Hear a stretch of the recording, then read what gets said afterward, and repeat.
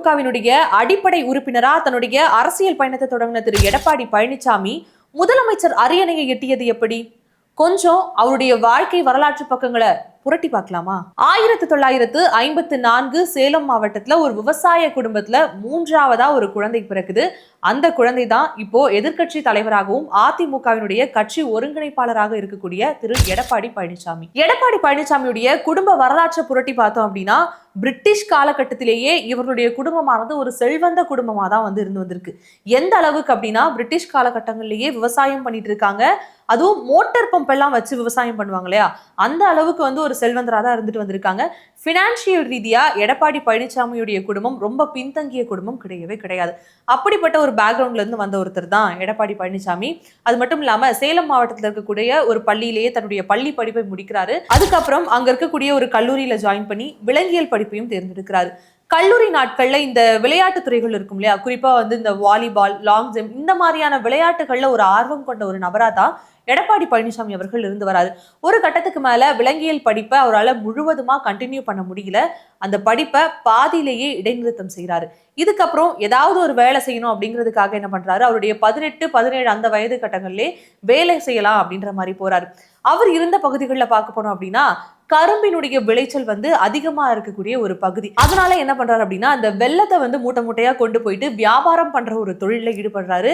அந்த காலகட்டங்கள்ல எடப்பாடி பழனிசாமியோடைய கேலி செய்யக்கூடிய ஒரு பேரா வைப்பாங்க இல்லையா நம்மளுடைய நண்பர்கள் வட்டாரத்துல, அந்த மாதிரி எடப்பாடி பழனிசாமிய சக்கர மூட்டை பழனிசாமி, வெள்ள மூட்டை வியாபாரி அப்படிங்கிற மாதிரியான பல பெயர்களோ சொல்லி அழைக்கப்பட்டதா நிறைய இடங்கள்ல குறிப்பிடப்பட்டிருக்கு. எம்ஜிஆர் அவர்கள் 1972ஆம் ஆண்டு அதிமுகவை உருவாக்குன உடனேயே பழனிசாமி அவர்கள் தன்னை அந்த கட்சிக்குள்ள இணைத்துக் கொள்றாரு. அதற்கு பிறகு 1974ஆம் ஆண்டிலேயே ஒரு அதிகாரப்பூர்வமாக, அதாவது கட்சியினுடைய உறுப்பினர் அட்டையுமே அவர் வாங்கிக்கிறாரு. உறுப்பினர் அட்டையை வாங்கினதுக்கு பிறகு கட்சியில தன்னை ரொம்ப முடிஞ்ச அளவுக்கு ஈடுபடுத்திக்க பாக்குறாரு. எந்த மாதிரி அப்படின்னா, மேடைகள்ல எம்ஜிஆர் அவர்கள் குறிப்பாக பங்கேற்கக்கூடிய மேடைகள்ல அவருக்கு இந்த பரிசு கொடுக்கிறது, பரிசு கொடுக்கக்கூடிய ஆட்கள் பக்கத்துல போய் நிக்கிறது, எம்ஜிஆர் அவர்களுக்கு பழனிசாமி அப்படிங்கிற ஒரு நபர் இருக்கிறார் அப்படிங்கிறத எந்தெந்த ரீதியாகலாம் அவரால் ப்ரூவ் பண்ணிக்க முடியுமோ அந்தந்த ரீதியாலாம் அவருடைய கண்முன்னே தென்பட்டு தன்னை ஒரு மனிதனாகவும் கட்சியினுடைய உறுப்பினராகவும் தொடர்ந்து முன்னிலைப்படுத்திக் கொண்டே இருக்காரு. அதற்கு பிறகு அதிமுகவினுடைய பல கட்சி தொடர்பான நடவடிக்கை எல்லாத்திலுமே ஈடுபட்டு வராரு.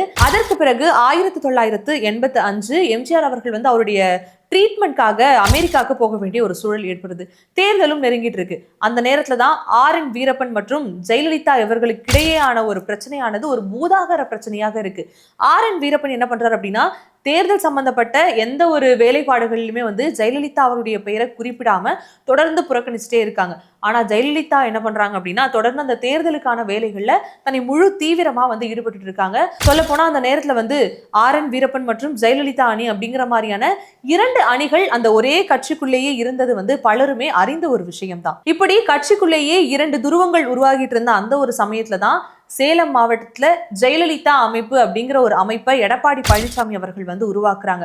அது மட்டும் இல்லாம அதிமுகவினுடைய வரலாற்றை கொஞ்சம் அப்படியே எடுத்து பார்த்தோம் அப்படின்னா, பொதுவாகவே அந்த ஆரம்ப காலகட்டங்கள்ல இந்த பேனர், இந்த போஸ்டர்லாம் இருக்கு இல்லையா, அதுல எம்ஜிஆர் அவர்களாகட்டும், அண்ணா அவர்களாகட்டும், இவர்களுடைய புகைப்படத்தை தாண்டி மற்ற யாருடைய புகைப்படமுமே இருக்காது. ஆனா அப்போ நடந்த அந்த தேர்தல் காலகட்டங்கள்ல எடப்பாடி பழனிசாமி அவர்கள் ஜெயலலிதா அவருடைய பேரை குறிப்பிட்டும் ஜெயலலிதா அவருடைய புகைப்படத்தை குறிப்பிட்டுமே சுவரொட்டிகளை எல்லா இடங்களிலுமே ஒட்ட ஆரம்பித்தாரு. இது ஒரு கட்டத்துக்கு மேல எம்ஜிஆர் அவருடைய பார்வைக்குமே போகுது. ஆனா எம்ஜிஆர் ஏன் இது இப்படி பண்றீங்க அப்படிங்கிற மாதிரி யாரையுமே எதையுமே கேட்டுக்கல. எம்ஜிஆர் அவர்கள் ஜெயலலிதா அவர்களுடைய அரசியல் வருகையை விரும்பினாரு அப்படிங்கிறதுக்காகவும் இந்த இடத்துல எம்ஜிஆர் அவர்கள் மௌனம் காத்தாரு அப்படிங்கிற மாதிரியும் சொல்லப்பட்டது. எம்ஜிஆர் அவர்களுடைய தீவிர ரசிகனா, தீவிர தொண்டனா, தீவிர பக்தனா அதிமுகவில் இணைஞ்சுக்கிட்ட பழனிசாமி அவர்கள் அதற்கு பிறகு ஜெயலலிதா அவர்களுடைய தீவிர விசுவாசியாவே மாற ஆரம்பிச்சாரு. அதற்கு அப்புறம் தான் எம்ஜிஆருடைய மரணமானதும் நிகழ்ந்தது. கட்சி 2ஆக பிளவுபட்டது. அந்த நேரத்துல எம்ஜிஆர் அவருடைய மனைவியான ஜானகி அம்மா ஒரு புறமும் ஜெயலலிதா அவர்கள் ஒரு புறமும் இருந்தார். 1989ஆம் ஆண்டு நடைபெற்ற தேர்தல்ல ஜெயலலிதா அவர்களுடைய தலைமையில எடப்பாடி பழனிசாமி அவர்களுக்கு ஒரு தொகுதியானது கொடுக்கப்படுது. அந்த தொகுதி தான் எடப்பாடி அப்படிங்கிற தொகுதி. 1989ஆம் ஆண்டு நடைபெற்ற தேர்தல்ல எடப்பாடி பழனிசாமி அவர்கள் அந்த தொகுதியிலுமே வெற்றி பெறாரு. அதற்கு பிறகு வெறும் பழனிசாமியா இருந்த அவர் எடப்பாடி பழனிசாமியா அந்த தேர்தலுக்கு பிறகுதான் உருமாறவும் ஆரம்பிச்சாரு. அதற்கு பிறகு 1991 நடந்த ஒரு தேர்தலுமே எடப்பாடி பழனிசாமி அவர்களுக்கு எடப்பாடி தொகுதியிலேயே சீட் கொடுக்கப்படுது. அங்கேயும் வெற்றி பெறாரு. அதற்கு பிறகு 1995 2006 நடைபெற்ற ஒரு தேர்தல்ல எடப்பாடி பழனிசாமி ஒரு தோல்வி அடைகிறாரு. எடப்பாடி பழனிசாமியுடைய தோல்வி மட்டும் கிடையாம அதிமுகவே ஒரு மிகப்பெரிய படுதோல்வி அடைந்ததுன்னே சொல்லலாம். ஆனா என்னதான் வந்து ஒரு தேர்தல்ல தோல்வி அடைஞ்சிட்டாங்க அப்படின்னா அடுத்த முறை சீட் கொடுக்கறதுக்கு ரொம்பவே பொதுவா கட்சியில யோசிப்பாங்க.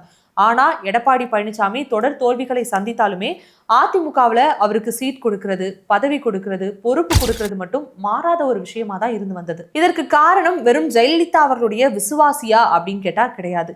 இதற்கு காரணம் சசிகலா அவர்களுக்கு வந்து ஒரு சம்பந்தப்பட்ட ஒரு நபரா இருந்ததுனால மட்டும்தான். என்னதான் எம்ஜிஆர் அவர்களுடைய மரணத்திற்கு பிறகு அதிமுக ஜெயலலிதாவுடைய வசம் இருந்தாலுமே கூட சசிகலா மற்றும் அவர்களது குடும்பத்தை சார்ந்த அந்த உறுப்பினர்கள் இருக்காங்க இல்லையா, அவர்களிடம்தான் அதிகப்படியான அதிகாரம் இருந்ததுன்னே சொல்லலாம். அதன் அடிப்படையில தான் சசிகலா அவருடைய நெருங்கிய குடும்ப உறுப்பினரான திரு ராவணன் அப்படிங்கிற ஒருத்தர் வந்து கொங்கு மண்டலத்தையே பார்த்துக்கணும் அப்படிங்கிற ஒரு பொறுப்பானது அவர்கிட்ட ஒப்படைக்கப்படுது.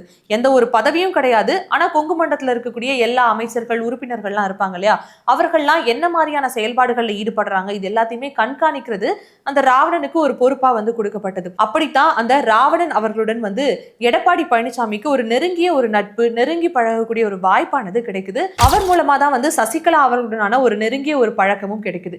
இந்த பழக்கத்தின் மூலமா எடப்பாடி பழனிசாமி அவர்களுக்கு நாடாளுமன்ற தேர்தலில் போட்டியிடக்கூடிய வாய்ப்பு கிடைக்குது. என்னதான் தேர்தலில் போட்டியிடக்கூடிய வாய்ப்பு கிடைச்சாலுமே அவர் போட்டியிட்ட பல தேர்தலில் அவர் தோல்வியை தான் தழுவினாரு.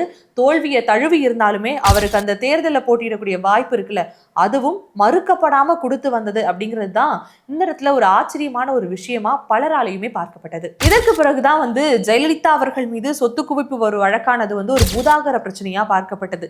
ஒருவேளை இந்த சொத்து குவிப்பு வழக்குல ஜெயலலிதா அவர்கள் கைது செய்யப்பட்டுட்டாங்க அப்படின்னா கட்சியின் வந்து யாரு வந்து அடுத்து கைப்பற்ற போறா, கட்சியினுடைய எதிர்காலம் எப்படி இருக்க போது, கட்சியை எப்படி நாம வழி நடத்த போறோம் அப்படிங்கிற ஒரு ஆலோசனை கூட்டத்துக்காக சசிகலா அவருடைய தலைமையில கிட்டத்தட்ட ஒரு 13 பேரை கொண்ட ஒரு அமைப்பு வந்து ஒரு மீட்டிங் மாதிரி கண்டக்ட் பண்றாங்க. இது ஜெயலலிதா அவருடைய காதுக்கு வருது. இது தெரிஞ்ச உடனேயே யார் யாரெல்லாம் அந்த மீட்டிங்ல வந்து பார்ட்டிசிபேட் பண்ணாங்களோ அவங்க எல்லாரையுமே கட்சியிலிருந்து உடனடியா விலக்குறாங்க. கூடவே சசிகலா அவர்களையுமே போயஸ் கார்டன்ல இருந்து ஒதுக்கியுமே வைக்கிறாங்க. இந்த நேரத்துல கட்சியினுடைய எல்லா வேலைக்கும் ஜெயலலிதா அவர்களோடு பக்கபலமா இருந்தது அப்படின்னு பார்க்க போனா மனோஜ் பாண்டியன் மற்றும் செங்கோட்டையன், இந்த 2 பேர் தான். செங்கோட்டையனை வச்சு இன்னும் சசிகலா அவர்கள் வந்து என்னென்ன பேசினாங்க, என்னென்ன மாதிரியான நடவடிக்கைகள்லாம் ஈடுபடுறாங்க அப்படிங்கிறத எல்லாமே வந்து தெரிஞ்சுக்கிறாங்க ஜெயலலிதா. அது மட்டும் இல்லாம செங்கோட்டையன் அவர்களுமே சொல்றாரு, இனிமே அவங்களால எந்த பிரச்சனையும் வராது, நம்ம கட்சியை வந்து ரொம்ப சுமூகமா கொண்டு போலாம் அப்படின்னு சொல்றாரு. இருந்தாலுமே அந்த நிகழ்வு நடந்து சரியா ஒரு 10 மாத காலகட்டங்கள் இருக்குன்னு நினைக்கிறேன். அதுக்குள்ளேயே மீண்டும் சசிகலா மற்றும் ஜெயலலிதா அவருடைய இணைவானது நடைபெறுது. இந்த இணைவு நடைபெறுன்ற பிறகு கட்சிக்குள்ள வந்து இவங்க அப்படியே பொறுமையா வர ஆரம்பிக்கிறாங்க. வந்ததுக்கு அப்புறம் இந்த 10 மாசத்துக்கு முன்னாடி ஒரு பிரச்சனை நடந்துச்சு இல்லையா, அப்போ ஜெயலலிதா அவரிடம் யார் யாரெல்லாம் நம்மளை பத்தி தப்பா பேசி இந்த ஒரு பிளவை வந்து ஏற்படுத்தி இருக்காங்க அப்படிங்கிற ஒரு விசாரணையில ஈடுபடுறாங்க. ஆப்வியஸ்லி செங்கோட்டையன் இதுல இருந்திருக்காரு அப்படின்னு தெரிய வந்த உடனேயே செங்கோட்டையனை ரொம்ப தள்ளியே வைக்கிறாங்க ஜெயலலிதா கிட்ட இருந்து.